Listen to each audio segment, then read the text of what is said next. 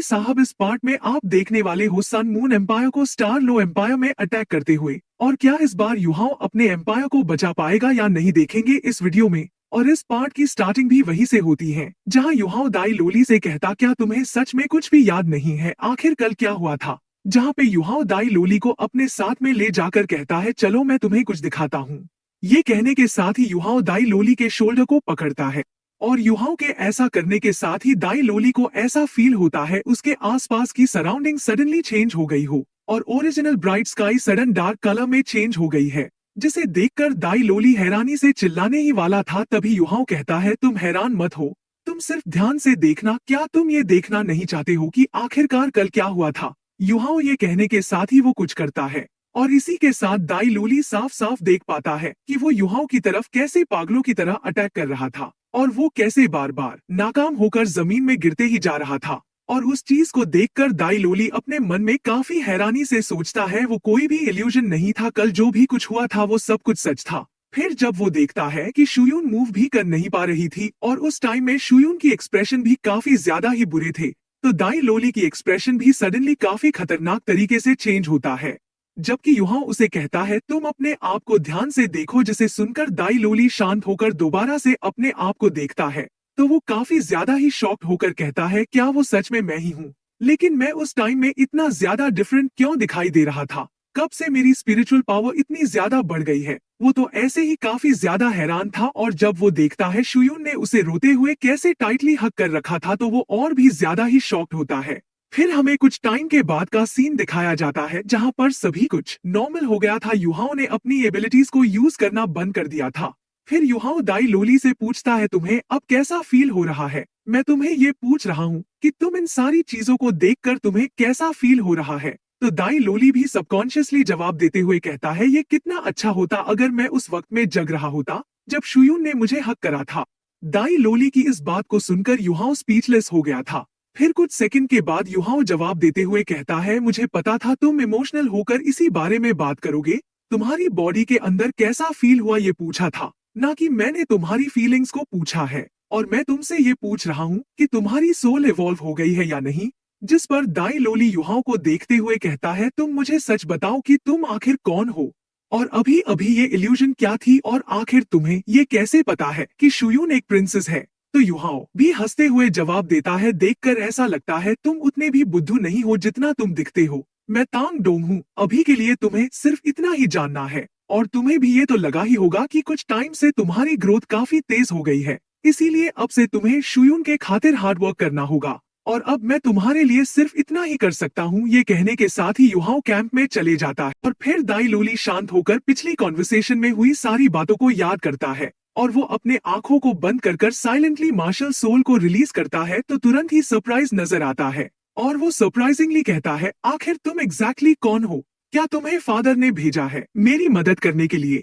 और फिर हमें नेक्स्ट डे का सीन दिखाया जाता है जहाँ पे मिलिट्री ट्रेनिंग हो रही थी और तभी वहाँ पे शुयून भी आती है और शुयून वहाँ पे आने के साथ ही दाई लोली और युहाओ को देखती है। और अगर बात की जाए तो वो बेहोश होने के बाद अभी अभी जागी थी और जब वो जागी थी तो वो भी सेम दाई लोली की तरह ही कंफ्यूज थी कि क्या वो एक सपना था। और जब वो अभी दाई लोली को सही सलामत देखती है तो उसे राहत मिलती है। फिर जब शुयून युहाओ को ध्यान से देखती है तो उसे युहाओ को देखकर गुस्सा आने लग गया था, क्योंकि ये तो शुयून को भी अच्छी तरीके से पता था कि वो कोई भी सपना नहीं है। इसीलिए शुयून अपने मन में सोचती है, इस कमीने को प्रिटेंड करने के लिए अच्छी तरीके से आता है। देखो तो ये कितना आसानी से खड़ा है जैसे कि कल कुछ भी नहीं हुआ हो। क्या मैं इसे यहीं पे एक्सपोज कर दूं? इन बातों के बारे में सोचने के बाद शुयून तुरंत ही अपने होश में आती है और वो दोबारा से दाई लोली को देखते हुए कंफ्यूज्ड होकर कहती है, शायद वो सब कुछ बुरा सपना ही होगा, नहीं तो दाई लोली उतना ज्यादा पिटने के बाद भी कैसे अभी तक सही सलामत। और उसका रिलेशनशिप भी तांग डोंग के साथ वैसा ही है जैसा पहला था। फिर जुआंग तियान सभी सोल्जर को देखकर मन में सोचता है, देखकर ऐसा लगता है इन सोल्जर्स ने पास की ट्रेनिंग में कुछ तो अचीव कर लिया है। फिर शुयून जुआंग तियान को पूछती है, अभी के मिलिट्री ट्रेनिंग कैसी चल रही है।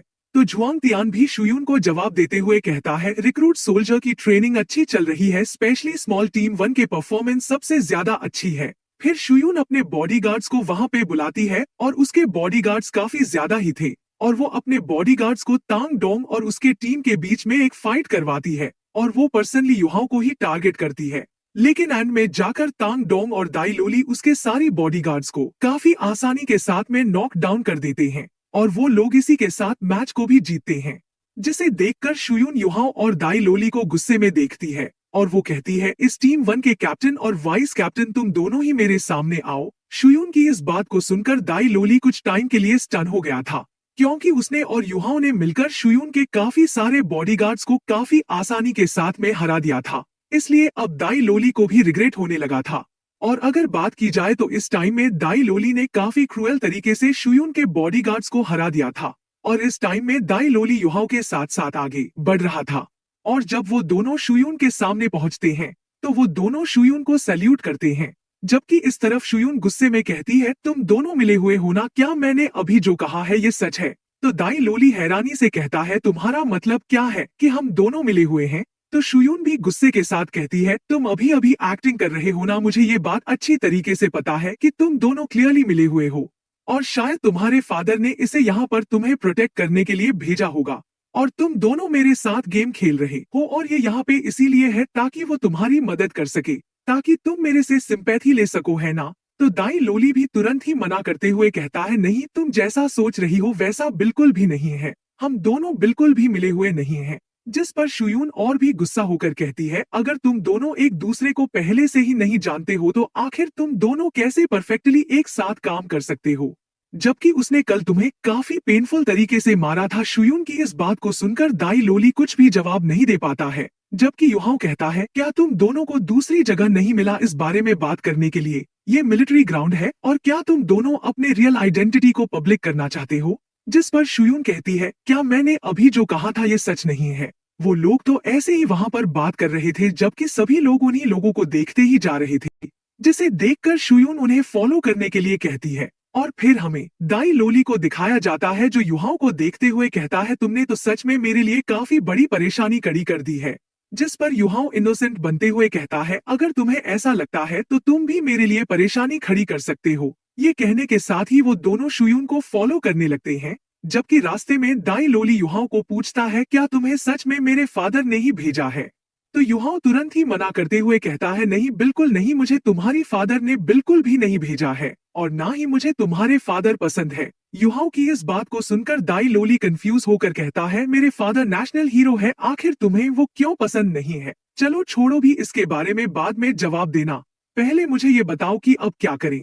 शुयून ने मुझे गलत समझ लिया है, अब मैं उसे कैसे समझाऊं कि हम दोनों पहले से ही मिले हुए नहीं है? दाई लोली की इस बात को सुनकर युहाओ कहता है, क्या तुम वो सब करोगे जो मैं तुम्हें करने को कहूंगा? युहाओ की इस बात को सुनकर दाई लोली थोड़ा सा हैरान होता है, जबकि युहाओ अपनी बातों को कंटिन्यू करते हुए कहता है, मैं तुम्हें पहले ही बता देता हूँ कि इस टाइम में तुम्हारे पास उसे एक्सप्लेन करने के लिए कुछ भी नहीं है और अगर तुम किसी तरीके से उसे एक्सप्लेन करने की कोशिश भी करोगे तो भी वो तुम्हारी बातों के ऊपर विश्वास नहीं करेगी, क्योंकि उसने ये सोच बना लिया है कि तुम मेरे हाथों से इसीलिए इंजर्ड हुए थे ताकि तुम इंजर्ड होकर उसे तुम्हारे प्यार में पढ़ा सको और तुम उसके सिंपैथी हासिल करके उसके करीब जा सको। और उससे भी बढ़कर आज तुम कुछ ज्यादा ही एनर्जेटिक दिखाई दे रहे हो, जबकि कल मेरे हाथों से तुम काफी बुरी तरीके से इंजर्ड हुए थे। युहाओ की इस बात को सुनकर दाई लोली गुस्से में कहता है, तब तो क्या ये सब तुम्हारी ही गलती नहीं है? अब तुम जल्दी बताओ कि अब मैं क्या करूं? तो युहाओ कहता है, आखिर तुम बीच में क्यों बोल रहे हो? अगर तुम्हें इसका सोल्यूशन नहीं चाहिए तुम अपने आप ही इसका सोल्यूशन ढूंढ सकते हो। जिस पर दाई लोली बड़बड़ाते हुए कहता है, तो ठीक है बिग ब्रदर, चलो भी अब तुम्हारे यंगर ब्रदर के ऊपर गुस्सा भी मत करो, मैं तुम्हारी बातों को जरूर मानूंगा। और गाइस, जब दाई लोली ने युहाओ को बिग ब्रदर बुलाया था तो युहाओ को एक अलग ही तरीके की खुशी मिली थी। और फिर देखते ही देखते वो लोग शुयून के सामने पहुंच जाते हैं और शुयून के सामने पहुंचने के साथ ही युहाओ दाई लोली को इशारा करता है और इस चीज को देखकर दाई लोली भी समझ जाता है अब उसे क्या करना है। फिर शुयून दाई लोली और युहाओ से पूछती है, अब तुम दोनों जल्दी से बताओ कि तुम्हारे पास क्या एक्सप्लेनेशन है? शुयून की इस बात को सुनकर दाई लोली कुछ भी जवाब नहीं देता, बल्कि वो चुपचाप अपने ऊपर के कपड़ों को उतारने लगता है, जिसे देखकर शुयून काफी ज्यादा ही शर्मा जाती है और वो शर्म के मारे चिल्लाकर हाथों से अपने आंखों को बंद करती है। जबकि दाई लोली शुयून को ऐसा करता देख कहता है, क्या तुम्हें ये जानना नहीं चाहती थी मेरा एक्सप्लेनेशन क्या है?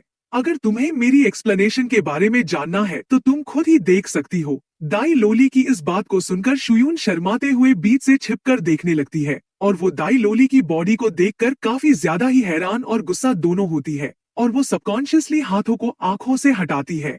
जबकि इस तरफ दाई लोली की बॉडी में काफी सारे इंजरी और चोटों के निशान थे और कुछ इंजरी ने तो काफी गहरे निशान भी छोड़े थे। और फिर दाई लोली शुयून को कहता है, अगर तुम्हें ऐसा लगता है मैं सिर्फ तुम्हारी सिंपैथी पाने के लिए और तुम्हारी करीब जाने के लिए अपने आप को इंजर्ड किया है तो चलो जाने भी दो, मैं तुम्हें इस बारे में कुछ भी नहीं कहूंगा। मैं आज यहाँ पर खड़ा इसलिए हो पाया हूँ क्योंकि कल की फाइट की वजह से मेरी कुछ एबिलिटीज अवेक हो गई थी और मेरी मार्शल सोल भी इवॉल्व हो गया। मैं बस तुम्हें इतना ही कहना चाहता हूँ कि अगर तुम्हें मेरे ऊपर भरोसा करना है या नहीं ये तुम्हारे ऊपर ही है। इस यकीन के साथ ही दाई लोली अपने कपड़े को पहनकर ट्रेनिंग ग्राउंड की तरफ जाने लगता है, जिसे देखकर शुयून सबकॉन्शियसली कहती है, दाई लोली रुक जाओ, तुम यहाँ से ऐसे ही मत जाओ। और फिर युहाओ इस तरफ एक लंबे सांस के बाद बड़बड़ाते हुए कहता है, तुमने उसके दिल को सच में हर्ट कर दिया है। जिस पर शुयून दाई लोली को देखते हुए कहती है, आखिर मैं उसके दिल को कैसे हर्ट कर सकती हूँ? आखिर मेरा दिल का क्या मेरा दिल हर्ट नहीं हुआ है? तो युहाओ भी जवाब देते हुए कहता है, सबसे पहले तो तुम अचानक वहां पर आ गई थी।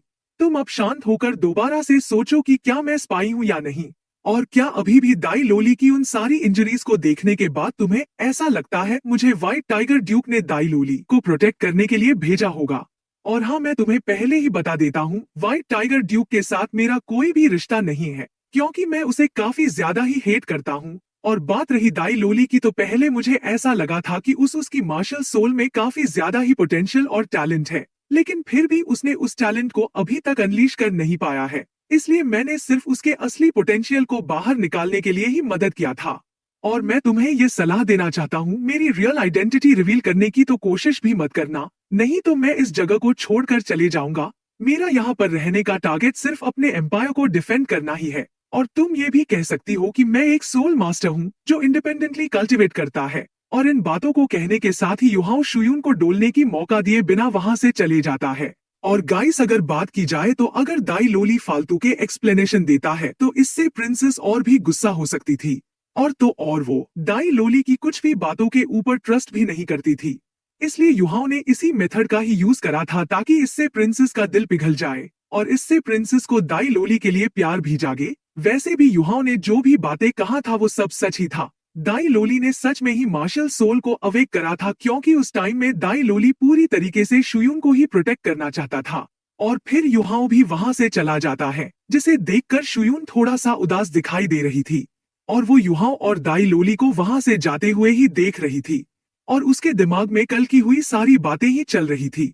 और तो वो दाई लोली की कल की आंखों को भुला नहीं पाई थी। इसलिए शुयून अपने मन में माफी मांगते हुए कहती है, लोली मुझे माफ करना, मैंने तुम्हें गलत समझा था। और गाइस, अगर बात की जाए तो शुयून भी दाई लोली के पीछे जाना चाहती थी, लेकिन वो ऐसा कर नहीं पाती, इसलिए वो दाई लोली और युहाओ को वहां से जाते हुए देखते ही रह जाती है। और वो इस टाइम में सिर्फ यही सोच रही थी, दाई लोली की बॉडी में इतनी ज्यादा चोटें आ गई थी और इतनी सारी चोटों की वजह से पता नहीं उसको कितना ज्यादा दर्द हुआ होगा। और शुयून के ये सोचने के साथ ही हमें युहाओ को दिखाया जाता है, जिसे अचानक काफी स्ट्रॉन्ग किलिंग इंटेंट फील होता है और सडनली काफी दूर से आसमान का कलर भी डार्क होने लग गया था। और इस चीज को देखकर वहां रह रहे सभी सोल्जर्स भी काफी ज्यादा ही हैरान होने लगते हैं और वही देखते ही देखते पूरे आर्मी कैंप काफी खतरनाक तरीके से कांपने लगता है। और तो आर्मी कैंप में जो भी सोल्जर्स काफी ज्यादा ही कमजोर थे वो सभी लोग जमीन में गिर गए थे और देखकर ऐसा लग रहा था कोई उनके ऊपर प्रेशर रिलीज कर रहा हो। और इसी के साथ हमें एक काफी बड़े बेल की आवाज सुनाई देती है और ये आर्मी कैंप का इमरजेंसी अलर्ट सिस्टम होता है। और देखते ही देखते वहां पे काफी सारे सोल्जर्स और ऑफिसर आर्मी कैंप को प्रोटेक्ट करने के लिए आने लगते हैं और इसी के साथ उन सभी न्यू रिक्रूटर्स को भी बैटल के लिए तैयार होने के लिए कह दिया जाता है। और इसी के साथ सभी लोग बैटल के लिए पूरी तरीके से रेडी होते हैं। और इसके साथ ही हमें कुछ टाइम के बाद का सीन दिखाया जाता है जहां पर सबसे आगे शुयून खड़ी थी और इस टाइम में उसके एक्सप्रेशंस भी ज्यादा अच्छी दिखाई नहीं दे रहे थे। युहाओ और दाई लोली को भी शुयून के एक्सप्रेशंस देखकर ये तो पता चल गया था अब क्या होने वाला है। फिर शुयून जोरों से चिल्लाते हुए कहती है, तांग डोंग और दाई लोली तुम दोनों आगे आओ।